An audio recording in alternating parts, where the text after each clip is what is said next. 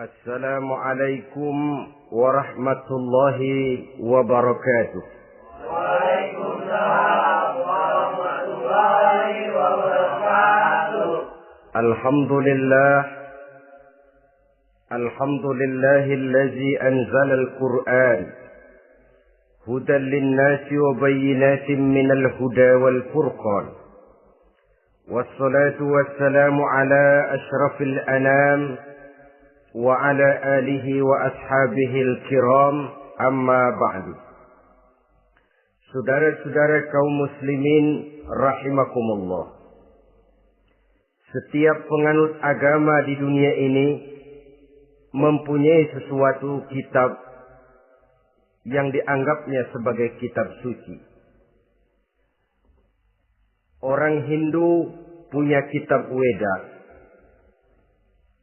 Orang Buddha punya kitab Tripitaka. Yahudi mempunyai Taurat. Nasrani mempunyai Injil. Penganut Konghucu punya kitab Tao Te Ching. Orang Majusi punya kitab Zen Avesta. Orang kebatinan punya kitab Serat Centani, Hidayat Jati, Darmo Gandul, atau Gatoloco. Sementara kita umat Islam oleh Allah diberikan Al-Quranul Karim. Mengapa kita yakini Quran ini sebagai kitab suci? Pertama, ia bebas dari intervensi dan investasi manusiawi. Ia sepenuhnya, baik isi maupun redaksi, adalah produk dari Allah Subhanahu wa ta'ala. Kita yakini Quran kitab suci karena sampai hari ini belum ada seorang pun yang sanggup membuat seperti itu. Suatu kitab hanya dinamakan suci kalau dia bersih dari investasi dan intervensi manusia. Al-Quran ini sejak turunnya 14 abad yang lalu telah menantang. Wa in kuntum fi raibim mimma nazzalna ala abdina fa'tu bi suratin min misli. Apabila kamu ragu-ragu terhadap kebenaran Quran yang kami turunkan kepada hamba kami Muhammad, atau kamu menyangka Quran itu cuma bikinan Muhammad saja, cobalah kamu buat satu surah saja semacam Al-Quran. Apabila kamu tidak mampu melakukannya seorang diri, wada'u syuhada'akum, ajak seluruh teman-temanmu. Sejak tantangan ini turun 14 abad yang lalu, sampai hari ini, tidak seorang pun yang sanggup membuat satu surah saja semacam Al-Quranul Karim. Barangkali belum pernah ada yang coba-coba. Sudah. Di antaranya apa yang dilakukan oleh Musailamah Al-Kadzab. Dia mencoba membuat satu surah semacam Al-Quran yang kalimatnya sudah berbentuk bait-bait syair, tapi isinya jauh panggang daripada api. Yang kedua, kita yakini Quran sebagai kitab suci karena isi dan ajarannya sesuai dengan fitrah manusia. Suatu kitab dinamakan suci kalau ajarannya sejalan dengan fitrah manusia. Misalnya, manusia secara fitrah, kalau dia laki-laki, normal nafsu kepada perempuan. Itu fitrah. Perempuan suka kepada laki-laki. Itu fitrah. Kalau ada kitab suci, tapi melarang manusia untuk kawin, kesuciannya perlu diselidiki. Quran kitab suci sejalan dengan fitrah manusia, maka ia menganjurkan manusia yang mampu untuk melangsungkan perkawinan. Contoh lain, secara fitrah manusia perlu makan. Kalau ada kitab suci yang melarang manusia puasa saja siang malam terus menerus, itu kan sama juga nyuruh orang mati.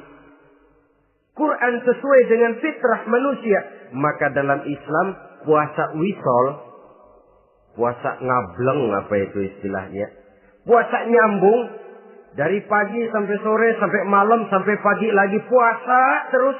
Bukan saja tidak boleh, malah haram hukumnya. Kenapa? Itu bertentangan dengan fitrah manusia. Yang ketiga, kita yakini Quran sebagai kitab suci karena isinya tidak kontroversial. Isinya tidak saling bertentangan satu sama lain. Di ayat manapun, Quran mengajarkan Allah itu Esa. Satu kali dia berkata haram, dia akan tetap berkata haram. Isinya tidak kontroversial. Sebab kalau ada kitab suci, di satu pihak mengajarkan Tuhan Esa, di lain ayat mengajarkan Tuhan 3, di lain ayat lagi mengajarkan Tuhan 4, kitab kacau namanya. Bagaimana suatu kitab bernama suci kalau isinya kontroversial satu dengan lainnya? Dari 3 kriteria inilah kita yakini Quran sebagai kitab suci. Masalah yang akan kita bicarakan pada pertemuan kita kali ini, bagaimana sikap kita terhadap Al-Quranul Karim sebagai kitab suci. Berangkat dari sebuah hadis di mana Rasulullah Sallallahu Alaihi Wasallam pernah memberikan tawaran. Beliau bersabda, "Man ja'ala al-Qur'ana amamahu qadahu ilal jannah, wa man ja'ala al-Qur'ana khalfahu saqahu ilan nar." Siapa yang menjadikan Quran sebagai imam, maka Quran akan membimbing dia ke dalam surga. Tetapi siapa yang menjadikan Quran sebagai makmum, maka Quran akan mendorong dia ke dalam neraka. Pilihan terserah kita. Siapa yang menjadikan Quran sebagai imam, ditempatkannya Al-Quran di depan, dia ikuti petunjuk dan ajaran Al-Quran, maka Quran akan membimbing dia ke surga. Surga dunia, lebih-lebih lagi surga akhirat. Tetapi sebaliknya, siapa yang menempatkan Quran di belakangnya, dia belakangi Al-Quran, dia belakangi perintah dan ajaran-ajaran Al-Quran, dia perturutkan hawa nafsunya dalam kehidupan ini, maka Quran akan mendorong dia ke dalam neraka. Ya, neraka dunia, lebih-lebih lagi neraka akhirat. Pilihan terserah kita. Saya mau tanya, kira-kira Quran dalam hidup kita jadi imam apa jadi makmum? Imam apa makmum? Kalau Quran jadi imam, artinya kita umat Islam jadi makmum. Resiko dan logika tentu. Makmum harus ngikuti imam. Imam takbir, makmum takbir. Imam ruku, makmum ruku. Imam sujud, makmum sujud. Imam tahiyat, makmum tahiyat. Itu namanya Quran jadi imam, kita jadi makmum. Artinya dalam terjemahannya pada kehidupan, kalau merah kata Quran, merah kita kata. Hijau kata Quran, hijau kita bilang. Ke barat kata Quran, ke barat kita pergi. Ke timur kata Quran, ke timur kita berangkat. Halal kata Quran, halal kata kita. Haram kata Quran, haram kita bilang. Itu Quran imam, kita makmum. Nyatanya kadang-kadang kontras. Nyatanya kadang-kadang paradok. Merah kata Quran, hijau dong kata kita. Halal kata Quran, remeng-remeng kata kita. Ke barat kata Quran, ke timur kita pergi. Dalam praktek kita mau jadi makmum, Quran kita suruh jadi imam. Kita sesuaikan Quran dengan selera kita. Mana-mana ayat yang menguntungkan, mana ayat yang sesuai dengan mau kita, itu yang kita baca kuat-kuat. Itu yang kita canangkan ke tengah masyarakat ramai. Tapi manakala Quran itu bertentangan dengan nafsu kita, bertentangan dengan gaya dan kepribadian kita, kita umpetin itu Quran. Kalau kita cuma umpetin lumayan, kadang-kadang kita tuduh Quran ketinggalan zaman. Kita anggap Quran tidak relevan lagi dengan situasi dan kondisi. Kalau sudah begitu, sudah menyeberang terlalu jauh namanya. Saudara-saudara kaum muslimin rahimakumullah.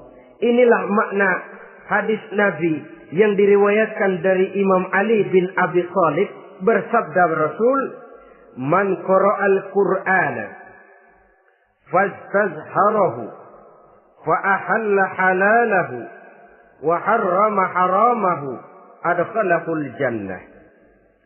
Barang siapa yang membaca Al-Quran lalu memperhatikannya, kemudian menghalalkan yang halal dan mengharamkan yang haram, maka Allah akan memasukkan orang itu ke dalam surga.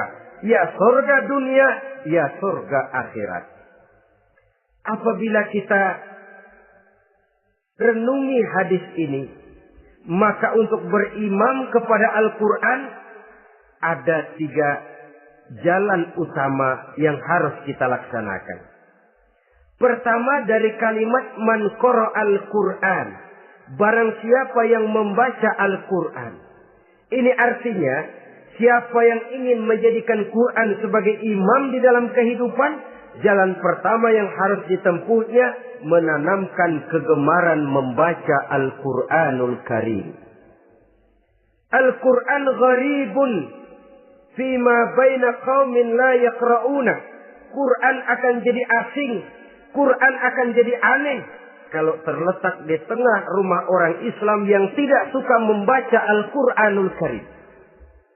Jadi langkah pertama, tanamkan kegemaran membaca Al-Quran.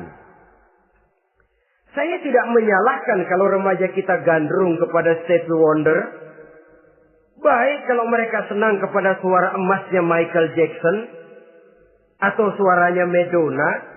Tapi kalau sampai harus mengalahkan kecintaan mereka kepada membaca Al-Quran, ini ironi. Sebagai orang tua, kalau anak-anak kita buta huruf Latin, katanya menghambat pembangunan. Bahkan pemerintah saja menggalakkan bebas 3B itu. Buta aksara diantaranya, supaya rakyat bisa membaca huruf Latin.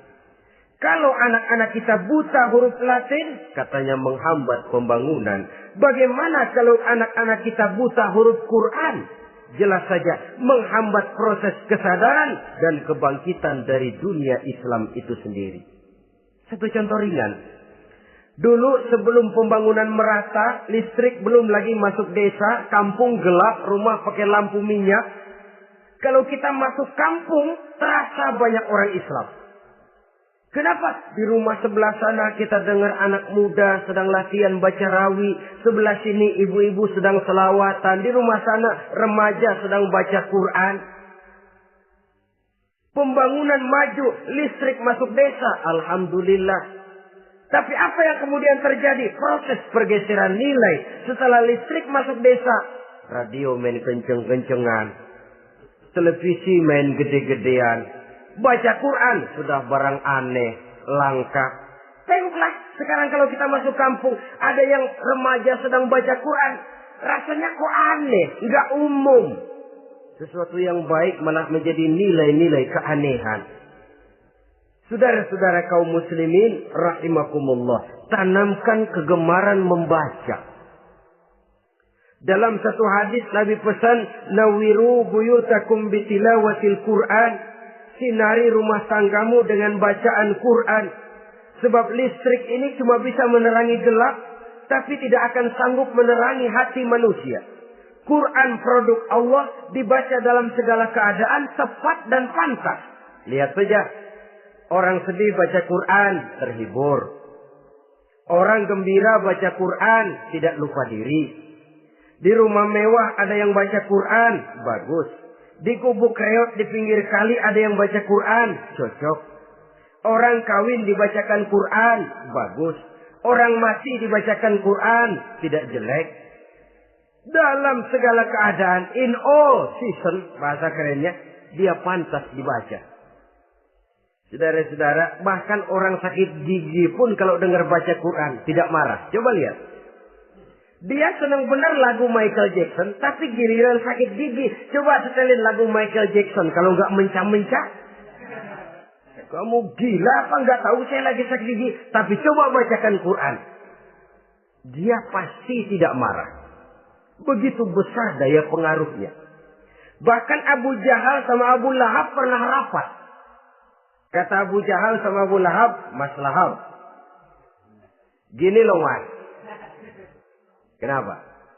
Ini saya pikir-pikir salah satu yang menyebabkan kenapa saudara kita banyak ikut ajaran Muhammad. Mereka kalau sudah dengar bacaan Quran terpesona. Jadi kita blokir saja. Caranya gimana?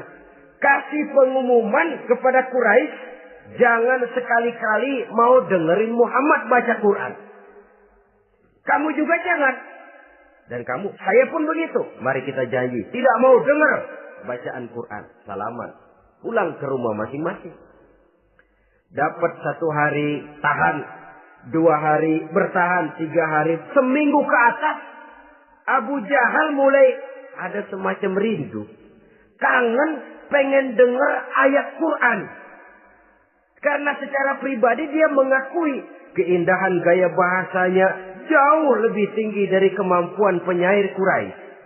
Isi ajarannya sangat dalam dan menyentuh segi-segi kehidupan manusia. Gak tahan Abu Jahal kayak dikilikin hatinya. Keluar rumah mindik-mindik, umpet-ngumpet. Ngempet di rumah Nabi. Pengen dengar Nabi baca Quran. Rupanya Abu Lahab sama. Pikir Abu Jahal, Abu Lahab gak bakalan keluar. Abu Lahab berpikir, Jahal pasti di rumah. Dua-duanya bareng berangkat ke rumah Nabi. Cuma yang satu dari sebelah barat, yang satu dari sebelah timur. Ngempet, ketemu di sudut, sama-sama kaget. Jahal, loh kamu Lahab? Iya, kamu ngapain? Lah kamu ngapain? Akhirnya sama-sama malu. Sama-sama tidak bisa menahan diri. Akhirnya sama-sama ngakuin. Bagaimanapun kita harus akui bahwa Al-Quran ini mengandung daya pesona yang sangat luar biasa. Itu dari segi bacaan. Belum lagi dari segi ajaran. Belum lagi dari segi isi. Tanamkan kegemaran membaca Al-Quran. Sampai-sampai Nabi katakan, Innal ladzi laisa fi jawfihi syai'un minal Quran kal baitil kharib. Orang yang dari tenggorokannya belum pernah keluar ayat Quran barang sepotong pun, belum pernah ngaji barang seayat pun, itu orang kata Nabi kal baitil kharib, kayak rumah kosong. Rumah kan kalau kosong biar bagus, mewah, besar, perabotannya lengkap. Kalau kosong angker. Setan kuntilanak memedi betah benar di situ. Saudara-saudara kaum muslimin rahimakumullah. Dalam satu percontohan Nabi mengatakan begini. Masalul mu'minil ladzi yaqra'ul Qur'an kamasalil utrujah. Rihuha thayyibun wa ta'muha thayyibun. Orang mukmin yang suka membaca Quran adalah ibarat buah utrujah. Baunya wangi, rasanya lezat. Kira-kira kalau di negeri kita buah apa utrujah itu? Semacam jeruk yang manis lah. Sudah baunya wangi, rasanya enak. Itu buah itu. Orang mukmin yang suka baca Quran kayak buah itu. Baunya wangi, rasanya enak. Artinya syiarnya hidup, isinya memang orang mukmin. Sebaliknya, wa masalul mu'minil ladzi la yaqra'ul Qur'an kamasalit tamrah la riha laha wa ta'muha hulwun. Orang mukmin yang tidak suka baca Quran kayak korma. Rasanya emang manis, cuman kagak ada baunya. Artinya apa? Syiarnya kurang. Kalau orang belum tapi kenal kan kagak mau makan korma. Kenapa? Nggak ada baunya. Daya tariknya kurang, walaupun rasanya enak. Kalau daya tariknya nggak ada, kan nggak ada iklannya, tidak ada syiarnya. Itu orang mukmin yang tidak suka membaca Quran. Ibarat buah, nggak ada baunya, walaupun rasanya enak. Orang kurang tergerak, kurang syiar, kurang daya tarik. Sebaliknya, wa masalul munafiq allazi yaqra'ul Qur'an kamasalir raihanah. Rihuha thayyibun wa ta'muha murrun. Orang munafik yang suka baca Quran seperti buah raihanah. Apa itu? Baunya wangi, rasanya pahit. Orang munafik baca Quran kayak buah itu. Baunya sih enak, cuman rasanya pahit. Ya munafik baca Quran. Syiarnya sih lumayan, daya tariknya hebat, isinya munafik. Nah, paling jelek orang munafik yang nggak suka baca Quran. Wa masalul munafiqil ladzi la yaqra'ul Qur'an kamasalil hanzalah. Laisa laha rihun wa ta'muha murrun. Orang munafik yang tidak suka baca Quran seperti buah hanzalah, sudah enggak ada baunya, rasanya pahit lagi. Kalau buah pacek kali. Udah baunya kagak ada, kalau dimakan bikin orang celeng. Saudara-saudara kaum muslimin rahimakumullah, tanamkan kegemaran membaca Al-Quran. Karena membaca Al-Quran merupakan ibadah yang besar. Bahkan kata Nabi, afdalu ibadati abdi qiraatul Quran.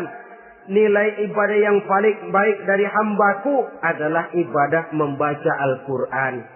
Dalam sholat pahalanya lebih besar di luar sholat daripada di luar sholat.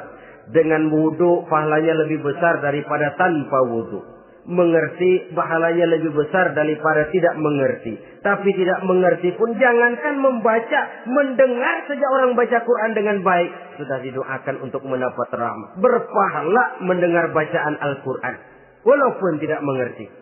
Apalagi membaca sendiri, apalagi mengerti apa yang kita baca, tentu pahala itu akan jauh lebih besar. Ini yang pertama. Tanamkan kegemaran membaca Al-Quranul Karim. Yang kedua, dalam hadis tadi, fastazharuhu. Man qara'al Qur'ana fastazharuhu. Siapa yang membaca Al-Quran kemudian memperhatikannya. Jadi kalau kita mau berimam kepada Al-Quran, setelah menanamkan kegemaran membaca, yang kedua, perhatikan, pahami isinya.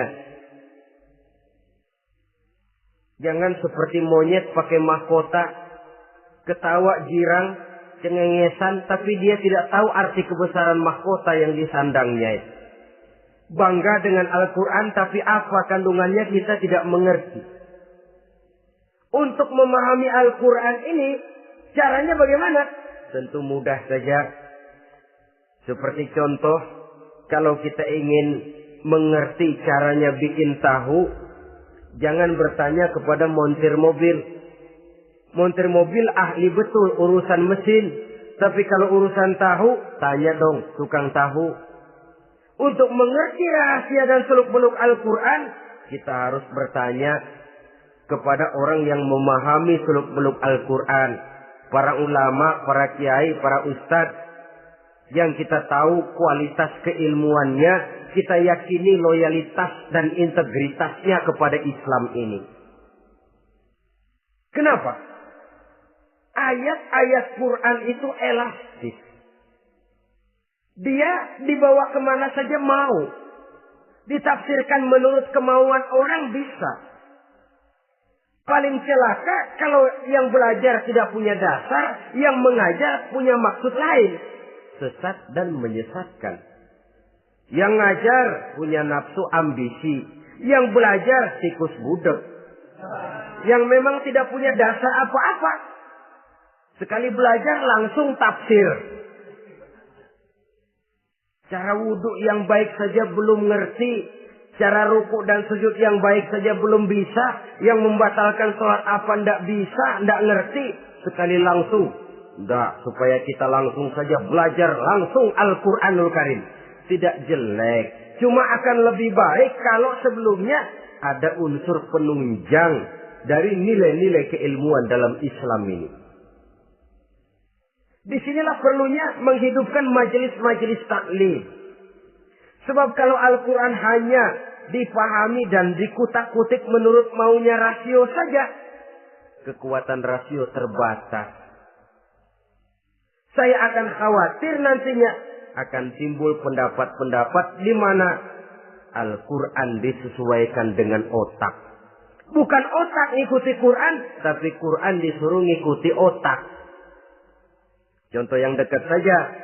Kalau saudara ngukur kayu pakai meteran, itu kira-kira meteran ikut kayu, apa kayu ikut meteran? Ayo, kira-kira kayu ikut meteran, apa meteran ikut kayu? Meteran ikut kayu. Bagus. Kalau meteran ikut kayu, artinya nggak ada meteran benar di dunia ini. Kayunya kependekan, meterannya dipotong. Kan begitu loh. Meteran ikut kayu namanya. Bukan meteran ikut kayu, tapi kayu yang harus ikut meteran. Otak harus ikut wahyu. Jangan wahyu disuruh ikut otak. Manusia ikut Quran, jangan Quran disuruh ikut manusia.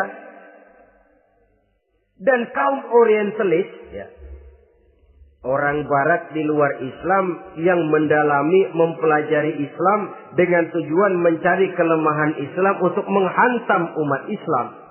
Itu sengaja mencari ayat-ayat yang mereka kumpulkan untuk menghantam umat Islam.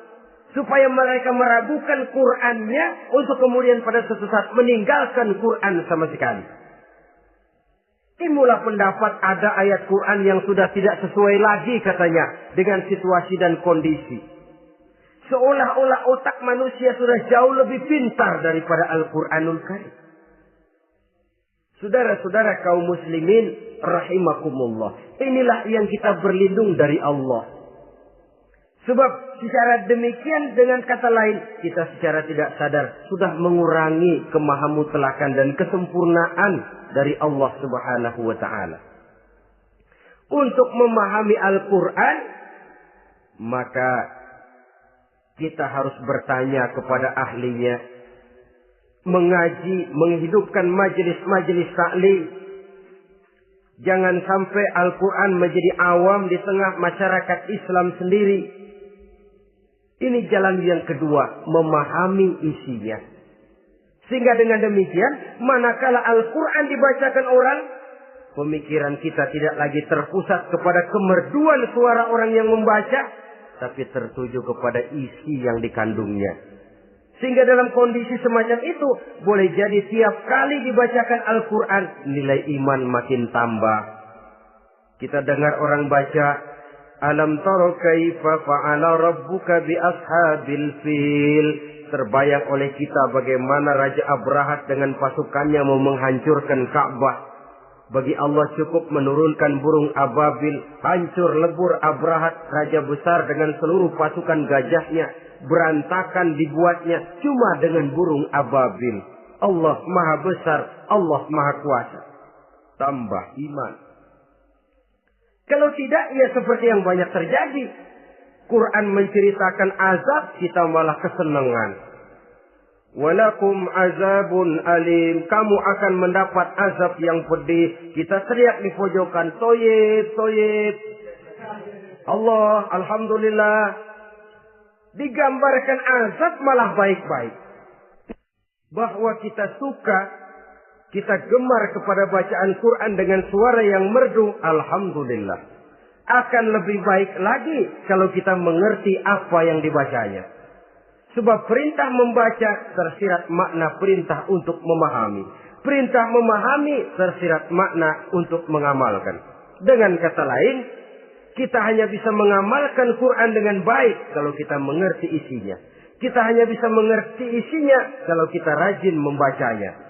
Baik membaca yang tersirat, baik membaca yang tersurat dengan petunjuk para alim ulama, para kiai, dan orang-orang yang ahli di bidang itu. Saudara-saudara kaum muslimin rahimakumullah. Inilah jalan kedua. Upayakan memahami isinya. Hidupkan kajian-kajian agama. Hidupkan majelis-majelis taklim. Jangan sampai Al-Quran asing di hati kita sendiri. Jangan sampai kita awam terhadap makna kandungan dan ajaran Al-Quran.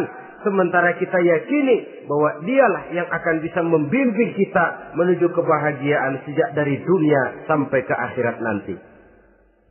Jalan ketiga untuk berimam kepada Al-Quran.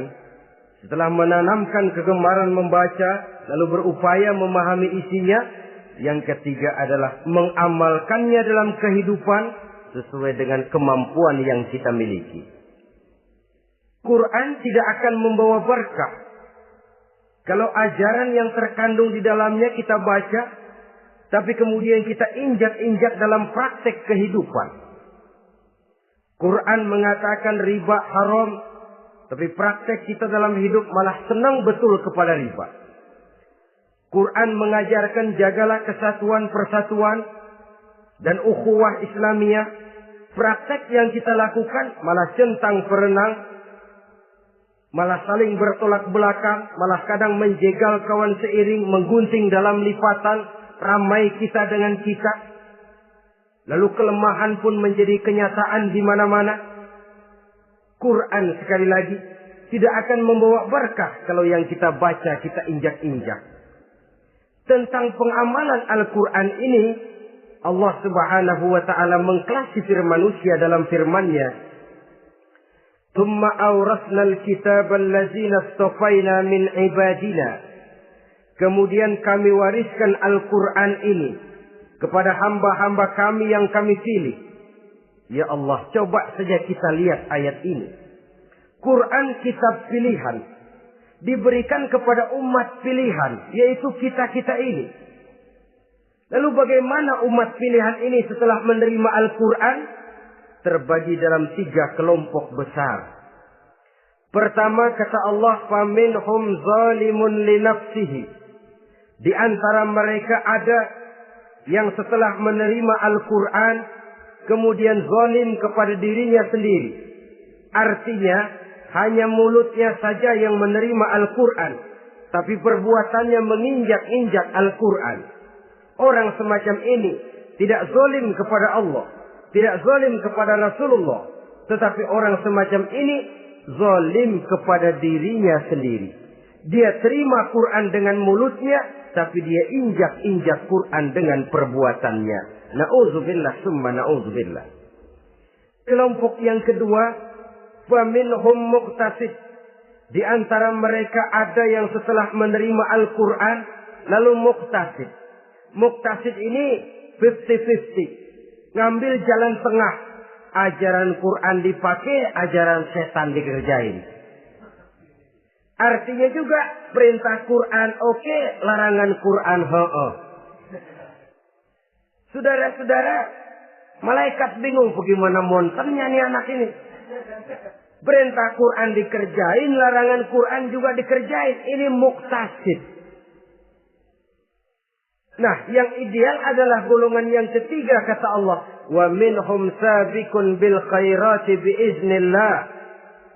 Di antara mereka ada lagi yang setelah menerima Al-Quran lalu berlomba-lomba melaksanakannya, berlomba-lomba mengamalkan kebaikan, dan itu hanya bisa terjadi biiznillah, dengan izin dari Allah. Hidayah, saudara-saudara. Berapa banyak orang yang mengerti Quran tapi hidupnya jauh dari cahaya Quran. Berapa banyak orang yang ahli Quran tapi cahaya Quran tidak menerangi kehidupannya. Berapa banyak orang yang ahli hukum tapi bikin bingung masyarakat dengan fatwanya. Saudara-saudara kaum muslimin, kenapa bisa terjadi? Itu tidak ada hidayah, tidak biiznillah, tidak ada izin dari Allah. Maka bisa membaca Quran, alhamdulillah. Bisa memahaminya, kita bersyukur kehadirat Allah. Lebih penting dari itu, kita mohon hidayah agar bisa mengamalkannya sesuai dengan kemampuan kita. Saudara-saudara kaum muslimin rahimakumullah. Mana yang lebih banyak di zaman kita sekarang ini? Kita bisa analisa. Ada yang menerima Quran hanya dengan mulutnya saja. Kalau ditanya, Tuhanmu siapa? Allah. Kiblatmu mana? Ka'bah. Saudaramu siapa? Umat Islam. Kitab sucimu apa? Quran. Kamu bisa baca? Enggak. Ya, kalau cuma enggak bisa baca, barangkali kadang-kadang Quran saja pun tidak punya. Ini yang ironi, ini yang menyedihkan. Saudara-saudara kaum muslimin rahimakumullah. Tanpa melaksanakan konsepsi Al-Quran di dalam kehidupan, maka kesenangan kita membacanya, pengertian kita tentang Al-Quran barangkali tidak akan bisa berbuat terlalu banyak di dalam kehidupan. Maka sekarang ini sudah ada terjemahan Quran dalam bahasa Indonesia, dalam bahasa daerah, dalam bahasa Inggris, Belanda, bahkan Jerman, yang masih harus terus dan selalu ditingkatkan terjemahan Quran di dalam kehidupan. Dengan kata lain, kita umat Islam menunggal dengan Quran kita. Jangan cuma jadi kebanggaan Islam tinggi, tidak ada yang lebih tinggi dari Islam. Quran kitab suci, tidak ada yang bisa menandinginya. Qurannya, tapi umatnya. Kadang-kadang kita ini jauh panggang daripada api. Kita bersyukur musabaqah tilawatil Quran dihidupkan dengan biaya bermiliar rupiah. Sejak dari tingkat kelurahan, kecamatan, wali kota, provinsi, sampai kepada tingkat nasional. Untuk menanamkan kegemaran membaca Quran. Setelah itu, hendaknya diadakan peningkatan dengan upaya memahaminya. Sehingga pada suatu saat, boleh kita adakan musabaqah pengamalan Quran. Hadiahnya, sudah langsung dari Allah sendiri. Ini yang kita perlu berlomba. Berlomba mengamalkan ajaran Quran. Sabiqun bil khairat. Berlomba mengamalkan ajaran-ajaran Al-Quranul Karim. Nah, oleh karena Al-Quran ini dalam bentuknya yang umum kadang-kadang hanya menjelaskan satu persoalan secara global, kita memerlukan tuntunan sunnah dari Rasulullah Sallallahu Alaihi Wasallam. Umpamanya, Quran hanya mengajarkan aqimis sholat, dirikan sholat. Caranya bagaimana? Tidak ada cara sholat dalam Quran. Dari mana kita tahu cara sholat? Dari sunnah. Itu sebabnya selain Al-Quran sebagai sumber utama, kita memerlukan sunnah. Bahwa sholat pakai takbiratul ihram di Quran tidak ada. Bahwa sholat pakai tahiyat dalam Quran tidak ada. Jadi kalau orang cuma Quran saja, tidak ada sunnah itu, ya bagaimana kita bisa sholat? Quran cuma mengatakan wa atimul hajja wal umrata lillah, laksanakan haji dan umrah karena Allah. Bagaimana manasik haji? Bagaimana cara sa'i? Bagaimana cara wukuf? Bagaimana cara melontar? Tidak ada dalam Quran. Yang memuat itu tidak lain sunnah. Untuk memahami Quran dan sunnah ini, kita memerlukan orang yang menguasai Quran dan sunnah. Oleh karena itu, kita perlu petunjuk kepada para ulama. Itu sebabnya Quran sendiri mengatakan, wa in tanaza'tum fi syai'in farudduhu ila Allahi wa rasulih.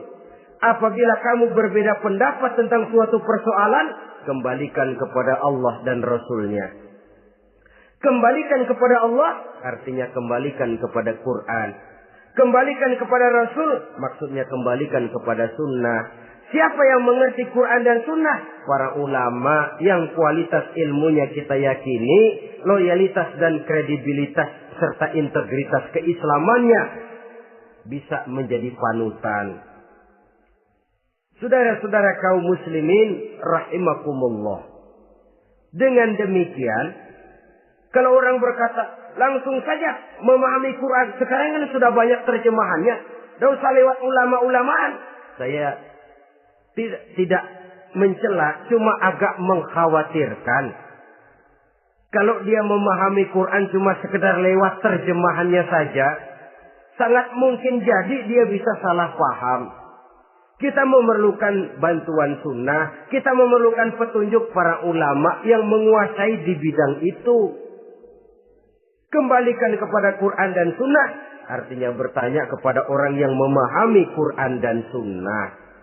Nah, dengan begitu kan akan terjadi perbedaan pendapat. Perbedaan pendapat sesuatu yang halal sepanjang tidak menyebabkan kita berpecah belah. Halal berbeda pendapat. Asal diletakkan pada proporsinya. Apalagi kalau perbedaan pendapat itu cuma masalah teknis, bukan masalah prinsip. Kenapa tidak pulang saja kepada tuntunan Quran? Lana a'maluna walakum a'malukum. Kami akan mengamalkan amalan yang kami yakini benarnya. Saudara persilahkan mengamalkan amalan yang saudara yakini benarnya. Sama-sama punya alasan, sama-sama punya dalil. Tidak usah saling menyalahkan. Tidak usah saling mengklaim, merasa yang paling benar, orang lain salah semua. Kemukakan argumen, jangan sentimen. Harus dengan semangat mencari kebenaran, bukan untuk mencapai kemenangan. Kalau sentimen lebih penting dari argumen, kalau kemenangan lebih diutamakan dari mencari kebenaran, yang berlaku kadang-kadang gengsi. Kalau sudah gengsi, yang bicara emosi. Kalau sudah emosi, istilah kita di kampung, ngambek. Gedean ilmunya sama ambeknya. Kadang-kadang, saya kalau nggak jadi imam, nggak mau sembahyang di situ. Kalau nggak jadi imam, orang lain dianggapnya kagak sah sembahyangnya.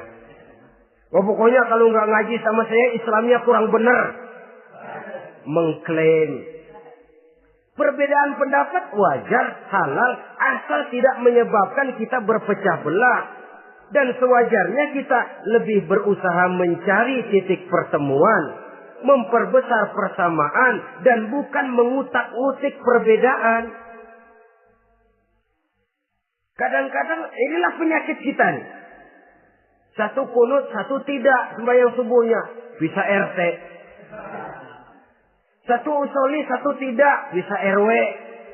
Satu azan sekali Jumatan, satu dua kali, bikin masjid lagi. Kenapa bukan persamaannya yang dicari? Kenapa justru perbedaannya yang diperbesar? Yang masalah macam ini sampai kiamat tidak pernah selesai. Kan lebih baik kalau kita ditanya orang, Pak, sholat subuh itu pakai kunut apa tidak sih? Kalau saya pakai. Kalau yang tidak pakai kunut bagaimana Pak? Betul, kata yang tidak pakai. Jadi yang pakai kunut betul, betul karena saya pakai kunut. Yang tidak juga betul, betul kata yang tidak pakai. Kalau yang kunut betul, yang tidak kunut betul, lalu yang salah yang mana Pak? Yang salah yang subuh nggak sembahyang. Lebih objektif, proyek garapannya ada, umat tidak berpecah belah. Ini yang konyol, kadang-kadang khutbah Jumat pakai membongkar khilafiyah, menghantam tahlil, menghantam kunut. Selesai sembahyang Jumat, apa yang terjadi? Umat resah, masyarakat gelisah, polemik timbul, masalah tidak terselesaikan. Orang jadi khotib itu raja dalam mimbar Jumat. Siapa yang mau bantah dia? Kalau memang mau buka itu persoalan khilafiyah, buka dalam forum khusus. Adakan pengajian, jelaskan masalahnya secara luas, mendasar. Jangan mengklaim dan memvonis. Berikan kebebasan kepada umat untuk menilai masalahnya selesai. Yang tidak puas bisa bertanya.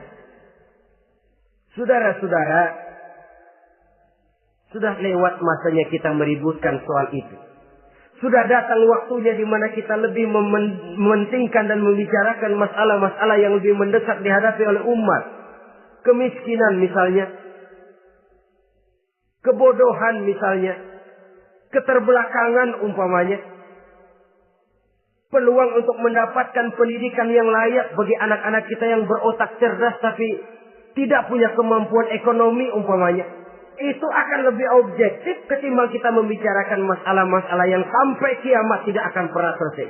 Yang hanya akan menyebabkan kita menjadi lemah, persatuan koyak, solidaritas sosial lalu menurun, saling curiga menjadi tumbuh karenanya, dan pada akhirnya kita tidak akan pernah bisa berbuat banyak. Untung kalau tidak menjadi tertawaan bagi orang yang berdiri di luar pagar. Saudara-saudara kaum muslimin rahimakumullah. Sekali lagi, Al-Quran tidak akan membawa berkah kalau yang kita baca, kita injak-injak. Oleh karenanya, untuk berimam kepada Quran ini, sekali lagi pertama, tanamkan kegemaran membaca.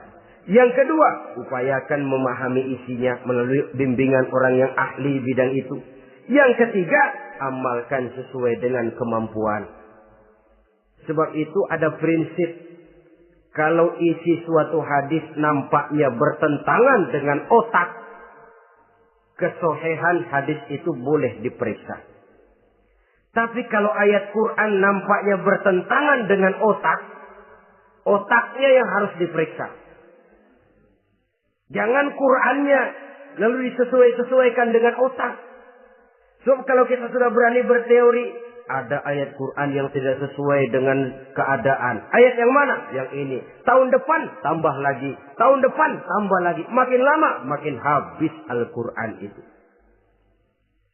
Yang perlu diperbarui cara kita memahami Quran. Bukan dengan mengemukakan teori ayat Quran kehilangan relevansi. Cara kita memahami barangkali yang kurang relevan. Dalam situasi, dalam konteksnya dengan situasi dan kondisi. Jangan lupa, Al-Quran ini kan untuk semua umur. Dia bisa dipahami secara filosofis, dia bisa dipahami dengan kacamata orang awam. Tingkat kemampuan berpikir orang tidak semuanya sama. Kalau semua orang kita mau ajak berfilsafat, merenung dalam-dalam, menerawang tinggi-tinggi, ialah buat mereka yang terjangkau oleh perguruan tinggi. Tapi buat saudara-saudara kita, pedagang-pedagang kecil, petani di desa-desa terpencil, remaja-remaja yang jauh dari sentuhan teknologi canggih, sanggupkah mereka berpikir filosofis? Sementara mereka merupakan bagian terbesar dari kondisi umat ini. Saudara-saudara kaum muslimin, oleh karenanya ditentang membaca, memahami dan mengamalkan, Rasulullah Sallallahu Alaihi Wasallam pernah memberikan sugesti. Beliau bersabda, "In aradtum aisas su'ada," apabila kamu menginginkan kehidupan yang bahagia, hidup seperti hidupnya orang-orang yang bahagia, dan tentu ini keinginan kita semua. Wa mautas syuhada, dan menginginkan mati sebagai matinya para syuhada, para pahlawan pembela agama, orang yang mati syahid. Wah, ini sudah tidak duanya ini. Hidup mulia, mati syahid. Dapat dua-duanya. Wan najata yaumal hasri, dan ingin mendapat keselamatan pada hari hasyar, hari pengumpulan manusia di padang mahsyar. Wa zilla yaumal harri, dan mendapat perlindungan dari Allah pada hari yang sangat panas. Wal huda minadh dhalalah, dan mendapat petunjuk dari kesesatan. Nah, ini keinginan semua orang. Kan yang kita cari apa sih? Hidup bahagia. Biar ndak kaya asal bahagia, sudah enak. Lalu apa lagi? Matinya sebagai syahid. Kemudian di hari pengumpulan nanti mendapat keselamatan. Lalu pada saat orang lain kepanasan kita mendapat perlindungan. Kemudian orang lain kebingungan kita mendapat petunjuk. Kalau ini yang diinginkan kata Nabi, resepnya fa'adimu qiraatal Quran. Maka lazimkan, biasakan olehmu membaca Quran. Tidak ada terlambat. Idealnya memang dari kecil, sebab lidah kalau sudah kaku berat. Disuruh baca innallaha laghaniyun hamid. Lidahnya berat. Innallaha lampuniyun hamid. Lampuniyun. Laghaniyun jadi lampuniyun. Lidah itu kalau sudah berat ya memang berat. Disuruh baca ya bani Israel. Lidahnya berat. Ya bini Siroil. Jadi ya bini Siroil. Saudara-saudara, idealnya memang dibiasakan dari kecil supaya lidah itu ringan. Kalau tidak ada istilah terlambat. Saya malu Pak, belajar alif-alifan udah gede. Ya jangan alif-alifan, alif beneran. Alif-alifan kapan bisa ya? Alif beneran yang dipelajari. Tidak ada istilah terlambat, tidak ada istilah malu untuk belajar Al-Quran ini. Saudara-saudara kaum muslimin rahimakumullah. Ini sugesti untuk menanamkan kegemaran membaca. Lalu sugesti untuk memahaminya. Tentu banyak ayat, banyak hadis. Mengapa tidak di antara kamu sekelompok orang yang berangkat untuk memperdalam, memahami agama.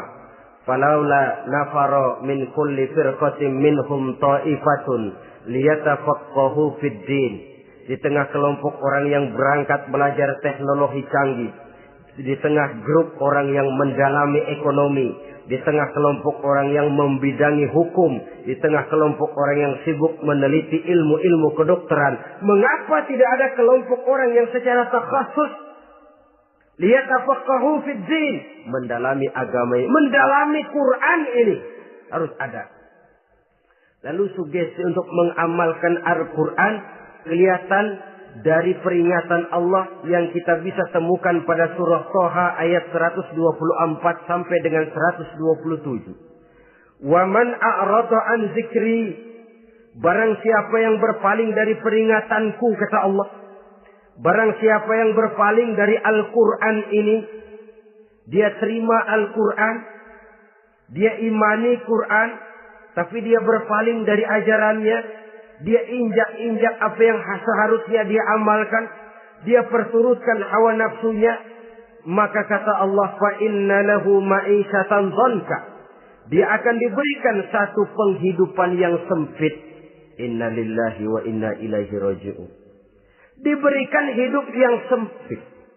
Kalau hidup sudah terasa sempit, bagaimanapun luasnya rumah, sempit.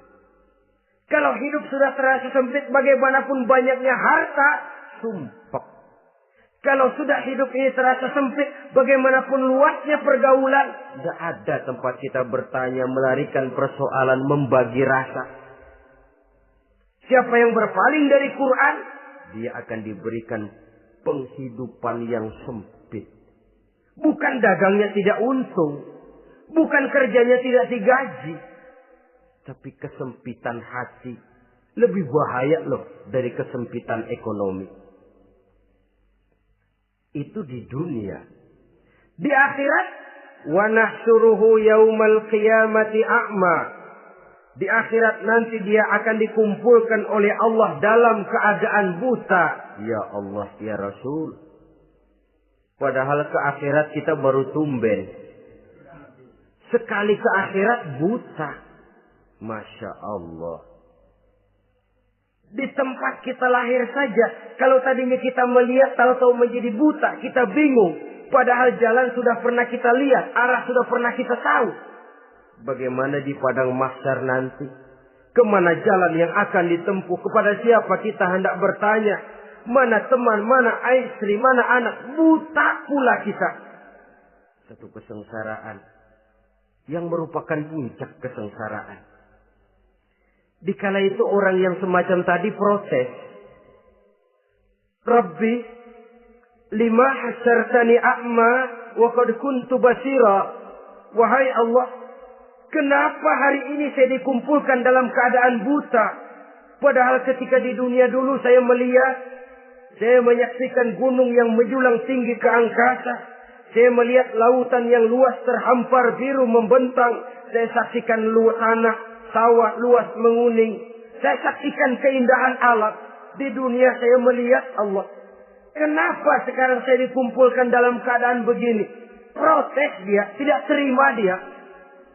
Allah jawab, kadzalika atatka ayatuna fanasitaha. Kata Allah, begitulah memang. Dahulunya waktu di dunia telah datang ayat-ayat kami kepadamu. Telah turun Al-Quran. Telah datang agama. Fanasitaha. Tapi kamu lupakan dia. Kamu lupakan Quran. Kamu lupakan Islam. Datang ayat, turun Quran, turun agama. Kamu belaga pilon. Kamu belaga enggak tahu. Wa kadzalikal yauma tunsa. Maka hari ini pun begitulah kamu dilupakan. Sebagaimana dulu waktu di dunia, kamu telah melupakan ayat-ayatku, melupakan kitabku, melupakan ajaran-ajaranku. Hari ini kamu pun dilupakan. Seolah-olah Tuhan cuma nggak bilang, mereka protes, Tuhan, kenapa saya buta padahal di dunia saya ngelihat. Kata Tuhan, kalau bahasa kita, lu rasain. Lu sih, kenapa dulu di dunia? Pura-pura nggak lihat. Kenapa waktu di dunia? Pura-pura nggak tahu. Kenapa waktu di dunia? Kamu lupakan Quran. Maka hari ini pun engkau kami lupakan. Wa kadzalikal yauma tunsa. Wa kadzalika najzi man asrafa wa lam yu'min bi ayati rabbih wal azabul akhirati asyad wa abqa. Demikianlah kami membalas orang yang berlebih-lebihan, orang yang melampaui batas dan tidak mau beriman kepada ayat-ayat Tuhannya, dan sungguh siksa akhirat itu lebih dahsyat dan lebih kekal. Siksa dunia mungkin kelaparan, kekurangan ekonomi, kekurangan pakaian, tapi berapa hari paling lama seumur manusia? 70 tahun umur kita, ya paling lama begitulah.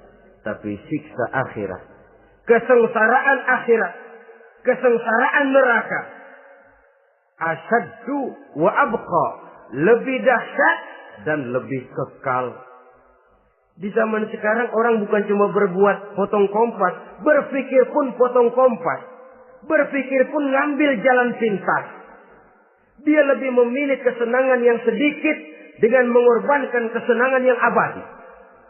Dia mengejar surga yang sebentar dengan menghancurkan surga yang kekal.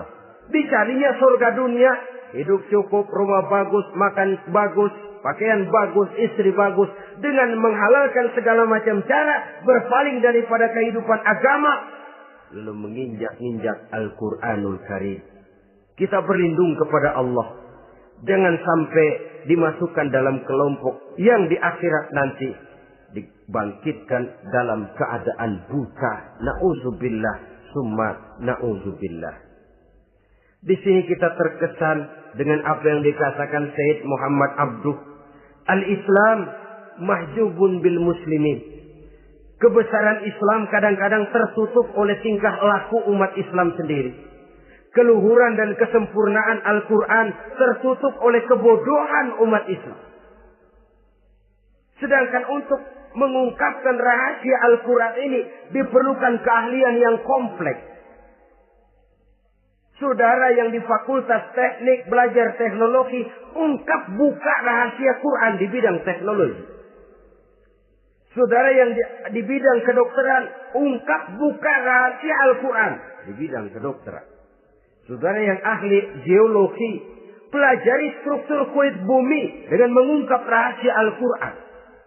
Sehingga pengkajian kita tentang teknologi, pengkajian kita tentang angkasa luar, pengkajian kita tentang anatomi manusia akan berakhir kepada subhanaka ma khalaqta hadza batila. Ya Allah, tidak satu pun yang Engkau ciptakan ini sia-sia. Perut bumi mengandung minyak, timah, kekayaan yang berharga untuk manusia. Mempelajari angkasa luar bisa memahami musim dan menyelamatkan manusia. Mempelajari rimba belantara, teknologi canggih, akhirnya akan memperkuat nilai-nilai iman. Menerjemahkan ajaran Quran lewat disiplin ilmu yang kita kuasai masing-masing, untuk kemudian bekerja sama bahu-membahu dalam rangka mengimani Al-Quran, mengamalkan Al-Quran, dan mengawal keluhuran Al-Quranul Karim yang atas dasar tuntunannya kita hidup, untuknya kita berjuang, dan dalam bimbingannya kita ingin kembali menghadap Allah Subhanahu wa Ta'ala. Inilah pertemuan yang singkat ini. Mudah-mudahan kita diberikan kekuatan oleh Allah untuk berimam kepada Al-Quran, menjadikannya sebagai pedoman utama di dalam kehidupan kita. Terima kasih atas segala perhatian. Mohon maaf atas segala kekurangan. Usikum wa nafsi bitaqwallah. Wassalamualaikum warahmatullahi wabarakatuh.